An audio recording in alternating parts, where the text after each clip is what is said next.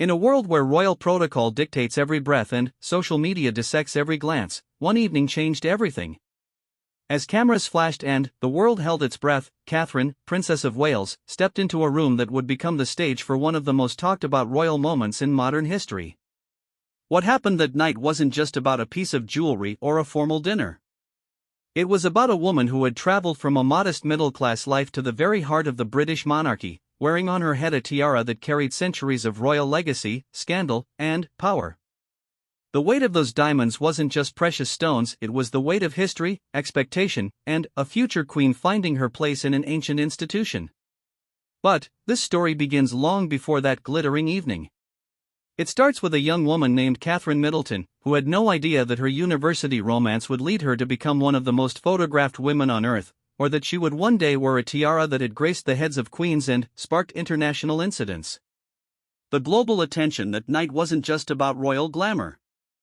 It was about watching a commoner who had become a princess, a mother who had become a future queen, and a woman who had learned to carry the hopes and criticisms of millions while never losing the grace that first captured a prince's heart. This is the story of that extraordinary evening, the legendary tiara that made headlines around the world, and the remarkable woman who wore it with such elegance that even the harshest royal critics found themselves captivated. It's a story of tradition meeting modernity, of ancient jewels finding new meaning, and of a moment when the entire world stopped to watch a princess shine. Catherine Elizabeth Middleton never imagined that her morning routine would one day include choosing between tiaras worth millions of pounds. Growing up in the village of Bucklebury, her biggest jewelry decision was which earrings to wear to her Saturday job at the local shop. But life has a way of writing stories that even the most creative minds couldn't imagine, and Catherine's story was about to become one of the most watched fairy tales of the modern era. The morning of the state banquet dawned crisp and clear over Windsor Castle. Catherine woke in her private apartments, the same rooms where she had spent countless nights learning the intricate rules of royal life. The view from her window showed the ancient stone walls that had housed kings and queens for nearly 1,000 years, a daily reminder of the weight of history she now carried on her shoulders. As she sipped her morning tea, Catherine reflected on the journey that had brought her here. It seemed like yesterday that she was just Kate Middleton, an art history student at the University of St. Andrews, sharing a flat with friends and worrying about essay deadlines. The girl who had once modeled in a charity fashion show wearing a simple black dress had no idea that the handsome prince in the front row would one day make her his wife, and that she would find herself preparing for one of the most formal events in the royal calendar. The transformation hadn't happened overnight. Years of careful preparation had gone into molding Catherine into the woman who would one day be queen. She had learned to walk differently, speak differently, even smile differently. Every gesture was scrutinized, every outfit analyzed, every public appearance dissected by media around the world. But, through it all, Catherine had maintained something that couldn't be taught in royal protocol lessons, an authenticity that resonated with people from all walks of life. The state banquet that evening would welcome the president and first lady of a major ally nation. These events were more than just fancy dinners, they were displays of British soft power, carefully choreographed performances that strengthened international relationships. Every detail mattered, from the placement of the gold cutlery to the selection of wines from the royal cellars. And, at the center of it all would be the royal family, dressed in their finest, representing the continuity and stability of the British monarchy. Catherine's lady-in-waiting had laid out several options for the evening. The blue silk gown was a masterpiece of British craftsmanship, created by one of London's most prestigious fashion houses. The fabric seemed to shimmer with its own light, and the cut was designed to be both modern and timeless. But the real decision lay in the jewelry vault below the castle. The Queen's jewelry collection was legendary, containing pieces that had adorned royals for centuries. Each tiara told a story of love, loss, power, and diplomacy. There were tiaras that had been gifts from foreign emperors, pieces that had survived world wars, and creations that represented the very pinnacle of the jeweler's art. For Catherine, choosing which one to wear was like choosing which chapter of royal history to embody. The lover's knot tiara had a special significance that went beyond its obvious beauty. Originally created in the 1910s, it had been a wedding gift from Queen Mary to Queen Elizabeth, who later passed it to her daughter-in-law, Princess Diana. Diana had worn it to countless events throughout the 1980s and 1990s, making it one of the most photographed pieces in the royal collection. When Diana and Prince Charles divorced, the tiara returned to the royal vaults, where it remained until Catherine joined the family. The symbolism wasn't lost on anyone. Catherine wearing Diana's tiara would send a powerful message about continuity, healing, and the future of the monarchy.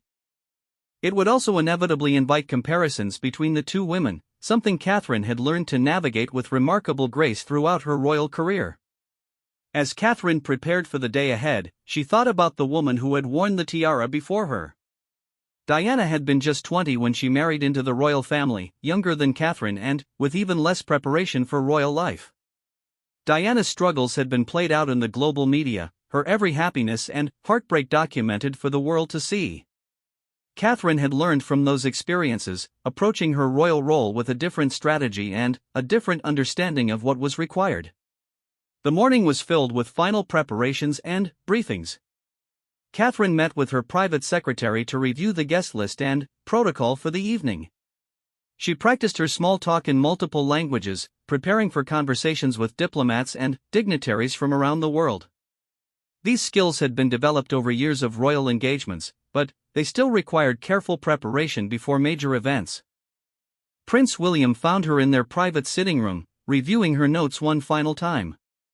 Even after all these years, he was still amazed by her dedication and professionalism. The woman he had fallen in love with at university had evolved into someone who could handle the pressures of royal life while maintaining her own identity. She had become not just his wife, but his partner in representing the crown. They discussed the significance of the evening over lunch. The visiting head of state was someone who had worked closely with Britain on several international initiatives, and the banquet was an opportunity to strengthen those bonds even further. Catherine understood that her role went beyond looking elegant in photographs. She was a diplomat, a representative of British values, and a bridge between the ancient institution of monarchy and the modern world. The afternoon brought dress rehearsals and final fittings. The gown was perfection, but Catherine knew that the real impact would come from the complete ensemble. The tiara, the jewelry, the makeup, the hairstyle, every element had to work together to create a look that would be remembered and analyzed for years to come. As evening approached, Catherine began the lengthy process of getting ready. Her team of stylists and dressers moved with practiced efficiency, each knowing their role in the transformation. The makeup was applied with precision, creating a look that would photograph beautifully under the bright lights of the state dining room. Her hair was styled to accommodate the weight and shape of the tiara, ensuring both comfort and elegance. But perhaps the most important preparation was mental. Catherine spent a few quiet moments alone, centering herself for the evening ahead. She had learned that royal events were performances in the truest sense, requiring not just physical presence but emotional intelligence and cultural sensitivity. Every smile, every conversation, every gesture would be observed and interpreted by hundreds of people in the room and millions watching around the world. The weight of responsibility was something Catherine had grown accustomed to, but it never became trivial. Every time she represented the crown, she carried the hopes and expectations of an entire nation. Tonight would be no different, except that the global attention would be particularly intense due to the significance of the state visit and the historical importance of the tiara she would wear. As the sun set over Windsor Castle, Catherine made her final preparations. The gown was in place, the jewelry selected, and the tiara waiting in its velvet-lined case. In a few hours, she would walk into a room filled with some of the most powerful people in the world, carrying herself with the poise and grace that had made her one of the most admired members of the royal family. The girl from Bucklebury had become the Princess of Wales, and tonight the world would watch as she took another step toward her ultimate destiny as queen. The legendary tiara waiting for her wasn't just a piece of jewelry, it was a symbol of her journey, her growth, and her readiness to carry the weight of history on her shoulders. The evening was about to begin, and Catherine was ready to shine. Deep within the secure vaults beneath Windsor Castle, surrounded by layers of protection that would make a bank envious, sat one of the most extraordinary collections of jewelry in the world. Each piece had a story, a provenance that connected it to moments of triumph, tragedy, love, and loss in British royal history. Among these treasures, the Cambridge Lover's Knot tiara held a particularly complex and fascinating place. The tiara's story began in the early 1900s, during an era when European royalty was at its most glittering and interconnected. Queen Mary, grandmother to the future Queen Elizabeth II, was known for her impeccable taste in jewelry and her understanding of how royal gems could serve diplomatic purposes. She commissioned the creation of the Cambridge Lover's Knot tiara as a copy of an earlier piece that had belonged to her grandmother, the Duchess of Cambridge. The original design featured hanging pearl drops suspended from diamond lovers' knots, each one meticulously crafted to catch and reflect light from every angle. The pearls were particularly significant. They were natural pearls from the Persian Gulf, each one perfectly round and lustrous. In an age before cultured pearls, these natural gems represented extraordinary value and rarity. The diamonds surrounding them were equally impressive, selected for their clarity and brilliance. When Queen Mary gifted the tiara to Princess Elizabeth as a wedding present in 1947, it marked the beginning of a new chapter in the piece's history. The young princess, who would later become Queen Elizabeth II, wore it occasionally during the early years of her reign. However, its most famous period would come decades later, when it was loaned to a young woman who had captured the heart of the heir to the throne. Lady Diana Spencer first wore the Cambridge Lover's Knot tiara in 1981, just months after her fairy tale wedding to Prince Charles. The image of the 20-year-old princess, radiant in her evening gown and the spectacular tiara, became one of the defining images of the 1980s. Diana would go on to wear the tiara to numerous state functions, premieres, and diplomatic events over the next 15 years. Diana's relationship with the tiara was complicated, much like her relationship with royal life itself. While she appreciated its beauty and understood its significance, she often found it heavy and uncomfortable. The weight of the gold, diamonds, and pearls created pressure on her forehead during long events. More symbolically, the tiara seemed to represent the weight of expectations and traditions that she sometimes struggled to carry. Despite these challenges, Diana created some of her most memorable fashion moments while wearing the tiara. Fashion photographers and royal watchers learned to anticipate events where Diana might choose the piece, knowing that the combination of her natural charisma and the tiara's sparkle would create images that would be reprinted for decades. The tiara became so associated with Diana that when her marriage to Prince Charles ended in divorce, its return to the royal collection marked a symbolic end to an era. For nearly a decade after Diana's death in 1997, the tiara remained unworn, a beautiful but melancholy reminder of a princess whose light had been extinguished too soon. During those years in storage, the tiara underwent careful maintenance by the royal jewelers. Each pearl was examined, each diamond checked for security in its setting, each gold element polished to perfection. The craftsmen who worked on these pieces understood that they were not just maintaining jewelry, but preserving history itself. The decision to offer the tiara to Catherine was not made lightly. Queen Elizabeth II, who had personal memories associated with every piece in her collection, understood the symbolic weight of allowing another young woman to wear Diana's most famous tiara. It would inevitably invite comparisons and speculation, but it would also represent the monarchy's ability to honor its past while moving confidently into its future. Catherine's first public appearance wearing the tiara had been carefully planned and executed. The occasion was significant enough to warrant such an extraordinary piece, but not so overwhelming that it would overshadow the event itself. The response from media and public had been overwhelmingly positive, with many commenting on how the tiara seemed to suit Catherine perfectly. Royal jewelry experts noted the technical skill required to wear such a piece effectively. The tiara weighed several pounds and required specific hairstyling to ensure both security and comfort. Catherine worked closely with her hairdresser to develop techniques that would allow her to wear it for extended periods without discomfort. This practical approach reflected her overall strategy for royal life, understanding not just the symbolic importance of traditions, but mastering their practical requirements. The tiara's pearls had their own fascinating history. Some royal collection experts believe that several of the pearls might have come from British colonial territories, making them not just beautiful objects but also artifacts of the complex history of the British Empire.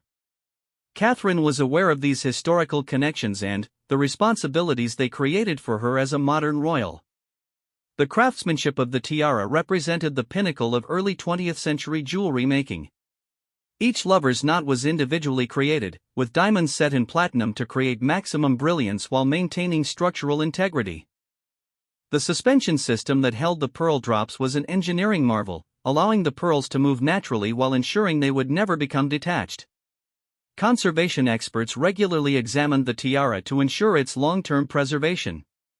Climate control, careful handling, and periodic restoration work were all part of maintaining a piece that would hopefully be worn by royal women for generations to come. The tiara was not just Catherine's to wear, she was its temporary custodian, responsible for ensuring it would be passed down in perfect condition. The tiara's value was almost impossible to calculate. While insurance companies might assign it a monetary worth in the millions of pounds, its true value lay in its historical significance and royal provenance. It was one of those rare objects that had transcended its material worth to become a symbol of continuity, tradition, and the enduring appeal of the British monarchy. As Catherine prepared for the state banquet, she understood that wearing the tiara connected her to this rich history. She would be adding her own chapter to its story, creating new memories and associations that would become part of its legacy. The photographers who would capture her image that evening would be documenting not just a fashion moment, but a historical one. The tiara had been transported from the vault to Catherine's dressing room in a specially designed case, accompanied by a security detail and a representative from the royal collection. The process of placing it on Catherine's head would be performed by experts who understood both its historical importance and its practical requirements. Tonight, the Cambridge Lovers' Knot tiara would once again take center stage at a major royal event. The pearls would catch the light from crystal chandeliers, the diamonds would sparkle against Catherine's dark hair, and photographers around the world would capture images that would be studied and admired for years to come. The tiara would help transform Catherine from a princess into a vision of royal elegance that would remind everyone watching of the magic and majesty that still surrounded the British crown. The legacy was ready to continue, with Catherine as its newest chapter. The transformation of Catherine from a wife and mother into the Princess of Wales ready for a state banquet was a carefully orchestrated process that began hours before the first guest would arrive at Windsor Castle. Every detail had been planned weeks in advance, from the exact shade of lipstick that would complement her gown to the angle at which the tiara would sit on her perfectly styled hair. Catherine's preparation began in her private suite at Windsor Castle, where her team of trusted professionals had assembled everything needed for the evening. The room buzzed with quiet efficiency as each person went about their specialized tasks. This was no ordinary getting-ready session, it was the creation of an image that would be seen and analyzed by millions of people around the world. Her personal stylist had worked for months to create the perfect ensemble for the evening. The sapphire blue gown had been chosen not just for its beauty, but for its diplomatic significance. The color was a subtle nod to the flag of the visiting nation, a detail that would not go unnoticed by protocol experts and international observers.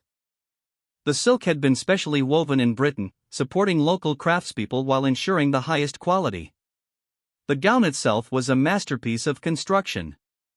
Hidden within its elegant lines were countless technical details that ensured Catherine would be comfortable throughout the long evening ahead. The bodice was fitted with internal support that would allow her to move gracefully while maintaining perfect posture. The skirt was weighted at the hem to ensure it would fall perfectly with each step, even on the ancient uneven floors of Windsor Castle.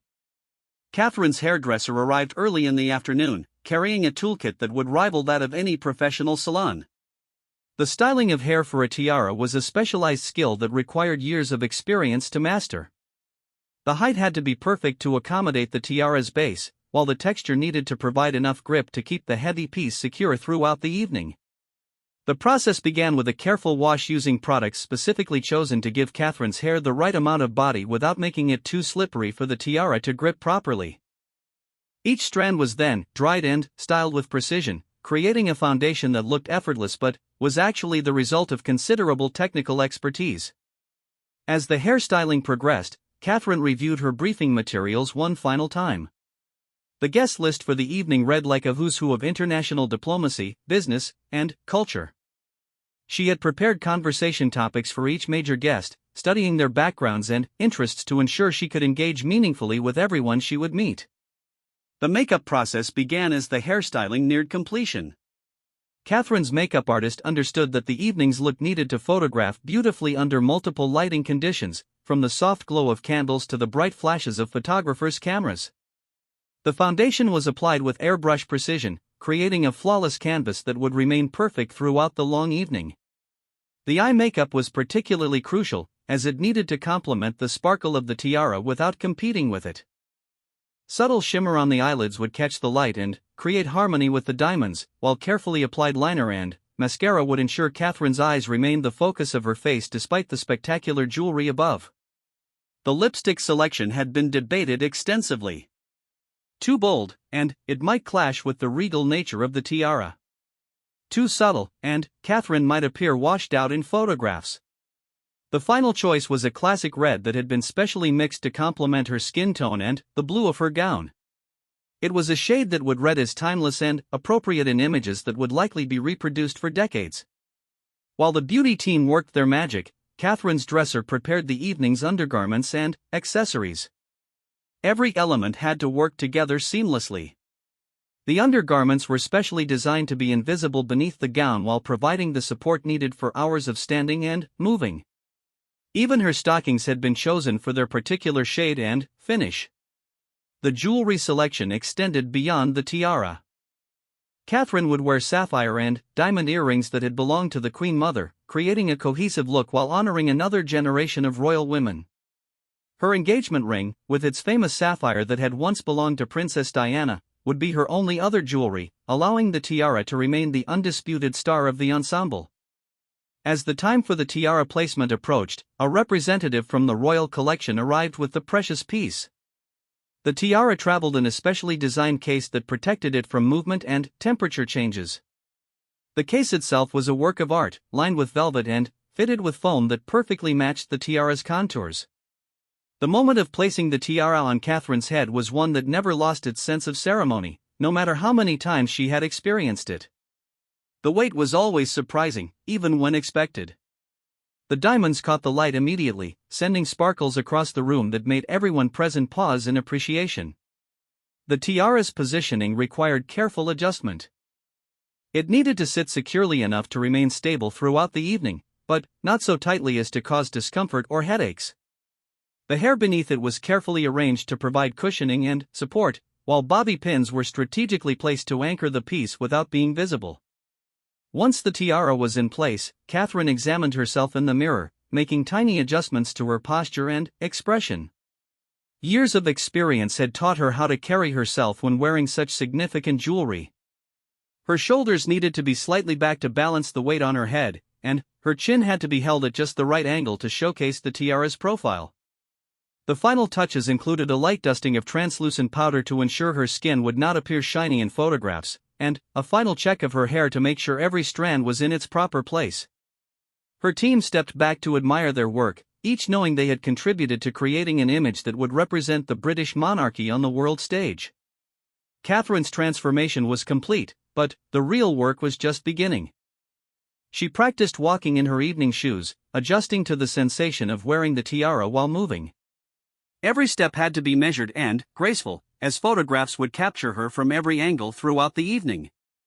The final preparation was mental and emotional. Catherine took a few moments alone to center herself for the performance ahead. She thought about the significance of the evening, not just as a social event but as an opportunity to strengthen international relationships and represent British values to the world. Prince William arrived to escort her to the pre-dinner reception, and his expression confirmed what everyone in the room already knew: the transformation had been a complete success. Catherine looked every inch the future queen, elegant and regal while still maintaining the warmth and authenticity that had made her so beloved by the public. The cameras were waiting, the guests were arriving, and the world was watching. Catherine was ready to take her place in the spotlight, wearing a piece of jewelry that connected her to generations of royal women while making her own unique mark on history. The evening's performance was about to begin, and every detail of Catherine's preparation had led to this moment when she would step into the public eye and remind everyone why she had become one of the most admired women in the world. The tiara glittered on her head like a crown of stars, and she wore it with the confidence of someone who had truly earned her place in the royal constellation. The moment Catherine stepped into the grand reception room at Windsor Castle, a hush fell over the assembled guests. The Cambridge lover's knot tiara caught the light from the crystal chandeliers and seemed to create its own constellation of stars above her head. Diplomats who had attended hundreds of state functions paused their conversations to admire the vision before them. This was the power of the monarchy in action, the ability to create moments of pure majesty that transcended politics and nationality. The grand reception room had been transformed for the evening into a showcase of British grandeur. The walls, adorned with portraits of monarchs from centuries past, provided a backdrop that reminded everyone present of the continuity and stability of the institution they were celebrating. Golden silk curtains framed tall windows that looked out onto the castle's ancient grounds, while enormous floral arrangements filled the air with the scent of roses from the royal gardens. Catherine moved through the room with practiced grace, each step carefully measured to accommodate the weight of the tiara. Years of royal training had taught her how to balance elegance with approachability, and she demonstrated this skill perfectly as she greeted each guest. Her conversations were brief but meaningful, showing genuine interest in each person while being mindful of the protocol that governs such events. The international media contingent had been positioned strategically throughout the castle, capturing every angle of the proceedings. Fashion photographers worked alongside political correspondents, each understanding that this evening would produce images that would be analyzed and reproduced for years to come. The combination of Catherine's natural photogenic qualities and the spectacular tiara created a perfect storm of visual appeal. As the reception progressed, the tiara's diamonds seemed to capture every flash of the cameras, creating a light show that was both dazzling and dignified. Royal jewelry experts watching the coverage noted how perfectly the piece suited Catherine's features and style. The pearls swayed gently as she moved, adding a dynamic element to the already spectacular piece. The guest list represented a carefully curated mix of political leaders, cultural figures, and business leaders from both Britain and the visiting nation. Each had been selected not just for their importance, but for their ability to contribute to meaningful diplomatic and cultural exchanges. Catherine engaged with each group differently, demonstrating the cultural intelligence that had made her such an effective royal ambassador. When she spoke with the visiting First Lady, the two women created an image of international friendship that would be featured on front pages around the world. The First Lady, herself no stranger to high-stakes fashion moments, later commented to reporters about Catherine's poise and the stunning effect of the tiara.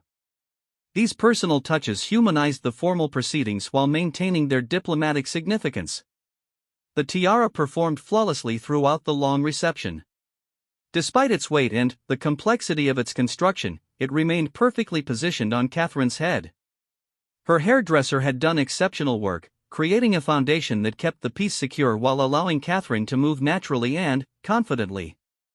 As guests moved toward the state dining room for dinner, Catherine took her place in the procession with Prince William. The formal entry into the dining room was a choreographed moment that showcased the pageantry of British royal occasions. The tiara's sparkle was perfectly captured by the official photographer, creating images that would become iconic representations of modern monarchy. The state dining room itself was a masterpiece of formal table setting.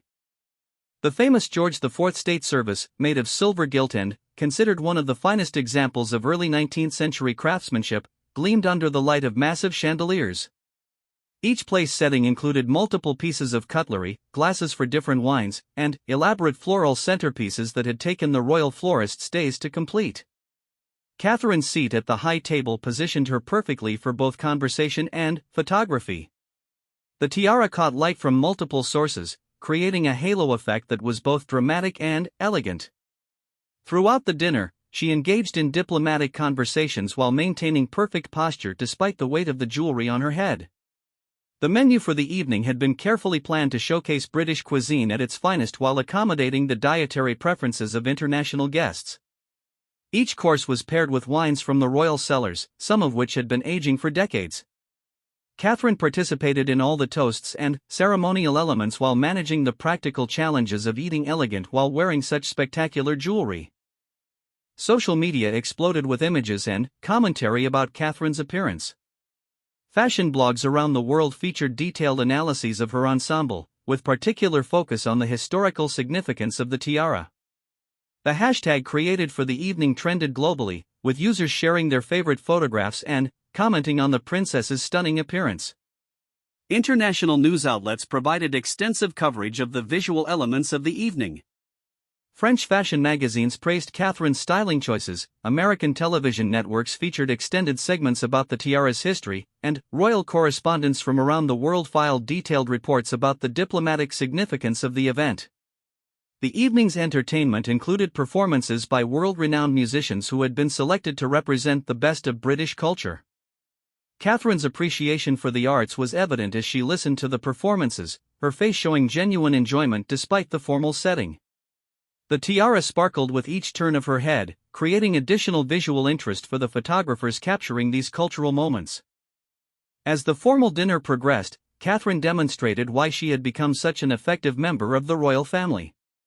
She balanced attention to protocol with genuine warmth, making each guest feel valued while maintaining the dignity appropriate to such a significant occasion.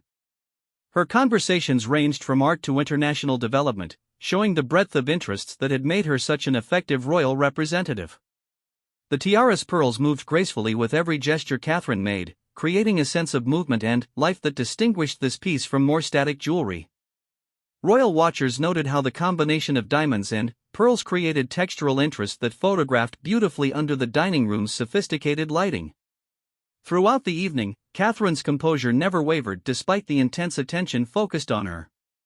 She had learned to function normally while wearing spectacular jewelry and formal attire, skills that were essential for anyone representing the crown at major international events. Her ability to make the extraordinary appear effortless was one of her greatest strengths as a royal.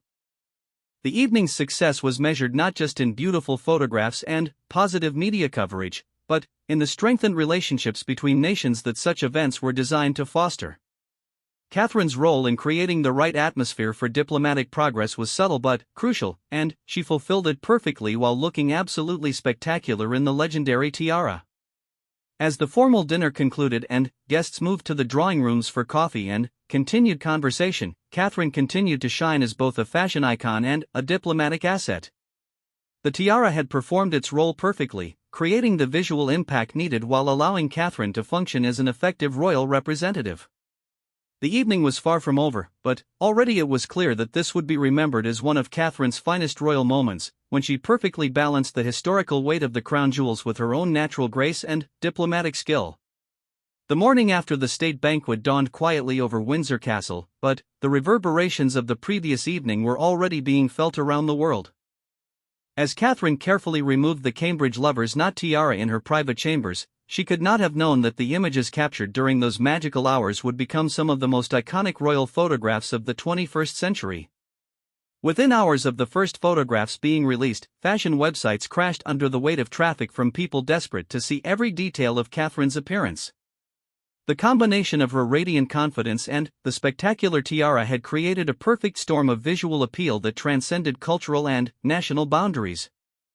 Comments poured in from every continent, with people praising not just her beauty, but the dignity and grace with which she had carried herself throughout the evening. Royal fashion experts immediately recognized that something special had occurred. The way Catherine wore the tiara suggested a new level of comfort and confidence in her royal role. Unlike her earlier appearances wearing major jewelry, where she had sometimes appeared slightly uncertain, this performance showed a woman who had fully grown into her position as a future queen. The tiara no longer wore her, she wore the tiara.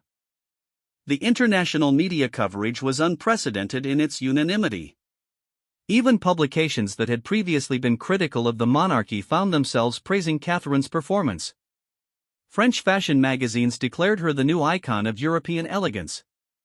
American television networks featured hour-long specials analyzing every aspect of her appearance. Asian media outlets praised her diplomatic grace and cultural sensitivity. The economic impact was immediate and substantial. The British fashion industry experienced a surge in international orders as people around the world sought to recreate elements of Catherine's look. The specific shade of blue in her gown became the most requested color in high-end fashion for the following season. Tourism to Windsor Castle increased dramatically as people hoped to see the rooms where such magical moments had occurred. Social media analysis revealed fascinating patterns in the global response. Young women around the world shared the images as inspiration for their own special occasions. The tiara became a symbol of achievable elegance, representing the idea that grace and dignity were qualities that could be cultivated rather than inherited. Catherine's journey from commoner to princess had always inspired people, but this evening proved that she had completed that transformation triumphantly. The diplomatic impact of the evening extended far beyond the immediate goals of the state visit. The images of Catherine in the tiara became powerful tools of British soft power, reminding the world of the unique appeal of the monarchy and its ability to create moments of pure spectacle. International relations experts noted that such moments were invaluable in an age where cultural influence was often more important than military or economic power. Within the royal family, the evening was recognized as a watershed moment. Catherine had proven beyond any doubt that she possessed the star quality necessary to carry the monarchy into its next phase. Her ability to handle the pressure and attention while maintaining perfect composure showed that she was ready for even greater responsibilities in the future. The tiara itself gained new status within the royal collection. Previously, it had been seen primarily as Diana's tiara, forever associated with the tragic princess.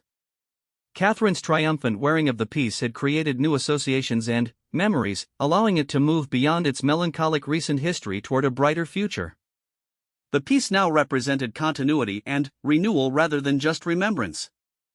Fashion historians immediately began placing the evening in context with other great royal fashion moments. Catherine's appearance was compared favorably to some of the most iconic royal images of the 20th century, with many experts suggesting that this evening had established her as the most naturally photogenic royal since Grace Kelly became Princess of Monaco. The technical aspects of the evening's success did not go unnoticed by industry professionals. Catherine's team of stylists, makeup artists, and hairdressers found themselves in enormous demand as other high-profile clients sought to recreate the magic. The specific techniques used to secure the tiara became trade secrets passed down within the small community of professionals who worked with the royal family. Jewelry experts were particularly impressed by how the tiara had photographed throughout the evening. The combination of diamonds and pearls created textural interest that remained compelling from every angle and under every lighting condition. The piece's movement as Catherine gestured and conversed added a dynamic quality that distinguished these photographs from more static royal portraits. The long-term cultural impact began to emerge in the weeks following the banquet. Fashion students around the world studied the images to understand how individual elements combined to create such powerful overall impact. The evening became a masterclass in the power of appropriate dressing and the importance of confidence in carrying spectacular fashion. Catherine's own reflection on the evening was characteristically modest and thoughtful. She understood that the success had resulted from careful preparation, professional expertise, and favorable circumstances combining perfectly. However, she also recognized that something special had occurred, a moment when all the elements of royal performance had aligned to create genuine magic. The photographs from the evening continued to gain power and significance as time passed. They were featured in exhibitions of royal photography, reproduced in books about modern monarchy, and shared endlessly on social media platforms. Each viewing revealed new details and created fresh appreciation for the perfection of the moment. The tiara's role in Catherine's growing confidence became a subject of fascination for royal biographers. The piece seemed to have given her a sense of connection to the royal women who had worn it before her, while also allowing her to establish her own unique style and presence. She had honored the past while firmly establishing herself in the present. Future royal events would inevitably be measured against the standards set by this evening. Catherine had shown what was possible when preparation, professionalism, and natural grace combined with historically significant jewelry and perfect circumstances. She had created a template for modern royal performance that would influence royal fashion and protocol for generations to come. The global attention had also demonstrated the continuing power of the British monarchy to capture international imagination. In an age when many questioned the relevance of hereditary institutions, Catherine had reminded the world of the unique magic that royalty could still create. The evening proved that when properly executed, royal pageantry remained unmatched in its ability to create moments of universal appeal. As Catherine looked back on the evening and the quiet moments that followed, she understood that she had passed an important milestone in her royal journey. The girl who had once been nervous about royal protocol had evolved into a woman who could wear one of the most famous tiaras in the world with complete confidence and grace. The Cambridge lover's knot tiara had found its perfect modern wearer, and Catherine had found her perfect royal moment. Together, they had created an evening that would be remembered as long as people appreciated the combination of historical significance, natural beauty, and flawless performance. The world had watched, and Catherine had delivered a performance worthy of a future queen. The legacy was secure, written in diamonds and pearls, captured in countless photographs, and preserved forever in the memories of everyone who witnessed a perfect royal evening.